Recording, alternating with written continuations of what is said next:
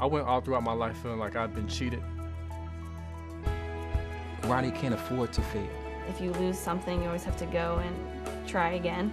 Money is the motivation. You have a life ahead of you, it's a waste of time to just stay here and do nothing with it. See, my brother, he didn't make it out.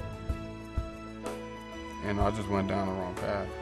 One day, your struggles are going to prepare you for greatness.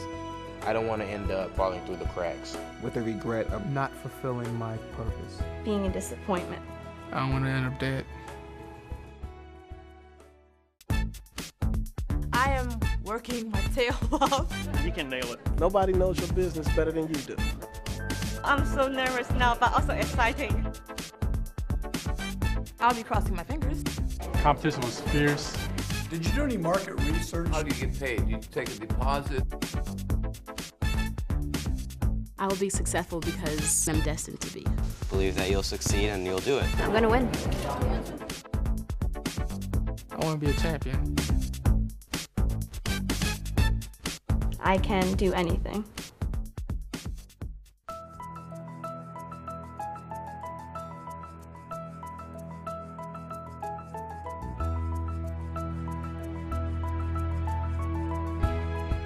It matters not how straight the game, how charged with punishments the scroll.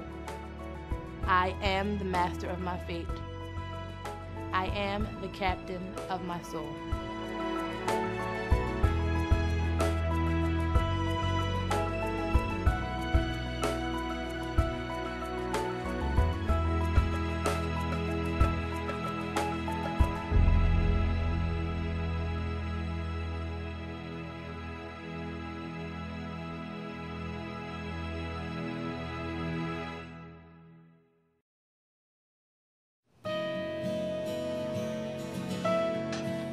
My family's from Cuba. My grandma came in a boat and she was detained in Guantanamo Bay. She was actually one of my inspirations for my business. She had a big sweet tooth. She taught me how to make millions of desserts from flan to tres leche. When my father first got here, he worked in a pizza place. They came for me. They wanted me to have a better future and better living conditions. This is the best country in the world.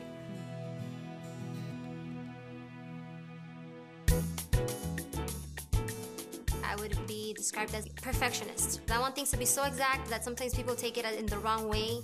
Oh, she's too stubborn. What is the biggest headache your daughter has ever given you? Su primer novio. My first boyfriend.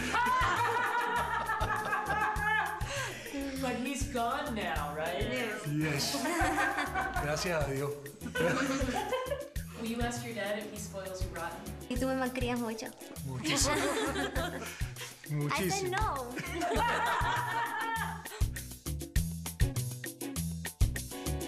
My parents work so hard, and they might not be able to give me everything because of our social status, but they try so hard. Creemos que vamos a estar ahí al lado de ella siempre. They always want to be by my side. Or I'll go into New York. I think my dad taught me something very important about not losing. I'm a sore loser. If you lose something, you always have to go and try again.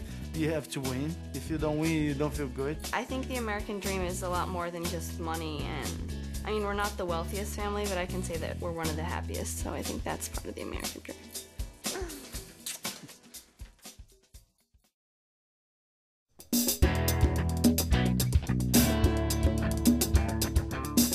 My name is Alexander Niles, and I'm the CEO of Niles Custom Guitars. He opened with, I'm 14 years old, and I'm going to capture 10% of the world's custom electric guitar market. And now I'd like to play a few licks for you on my Niles Custom Guitar. He did this kick-butt guitar riff at the end of his presentation. I jumped out of the chair. It was unbelievable. And at the very end, does a Peter Townsend leap, comes down, almost does a leg split, but it was pretty great. Can you do a leg split? No way.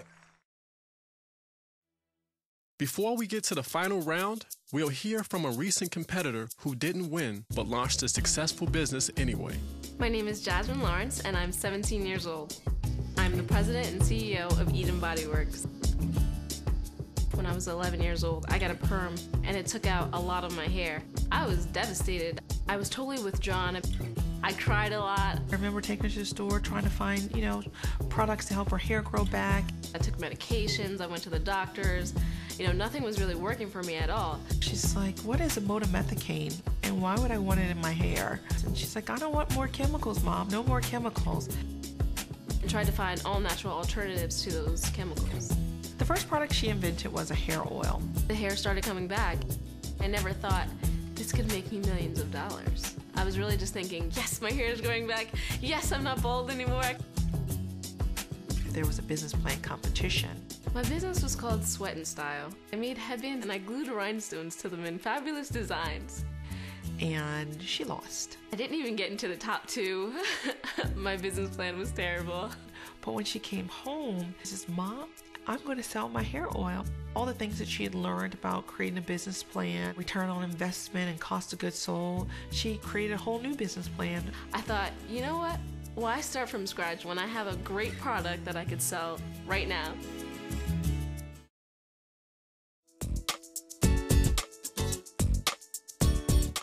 Good afternoon, I'm Tatiana Blackwell, the proud owner of Just Cheer. I was cheering on a team and the coaches were giving us uniforms and we was like, no, we don't like it. I went home and I just drew a couple uniforms and I showed it to the coaches. They loved it, and so that's how my business actually started. This uniform here, there's no flashy symbols. You don't even know who this team is right here. So this is where my business comes in. I create flashy, exciting uniforms. When she was at the semifinals, she was kind of hesitant and nervous. I'm really nervous. I'm about to bite off my $42 nails. Once she got in front of the judges, it was just like cranking up a machine. She was gone. Please welcome our first place winner, Tatiana Blackwell, for Just Cheer.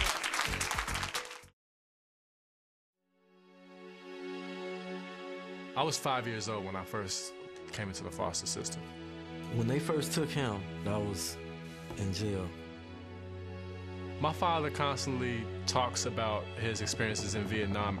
I always thought I was a nice Catholic school boy, but going to Vietnam, doing the things I did, seeing the things that I saw, it put another perspective on life as far as living and dying was concerned. I didn't like the concept of the foster system, of course.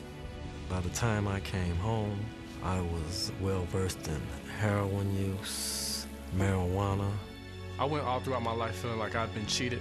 Voices, nightmares. So it was very confusing as to why I was with everybody else but my own. When they took his family away from him, it kind of broke him down. Ronnie was homeless. She lived on the street. We always used to talk about how when we got older, we were gonna do the right things instead of the wrong things. We chose to stay in school, and I just went down the wrong path. And I told Rodney, be thankful for your struggles, because one day your struggles are going to prepare you for greatness. You have to visualize yourself in the way you want your life to be.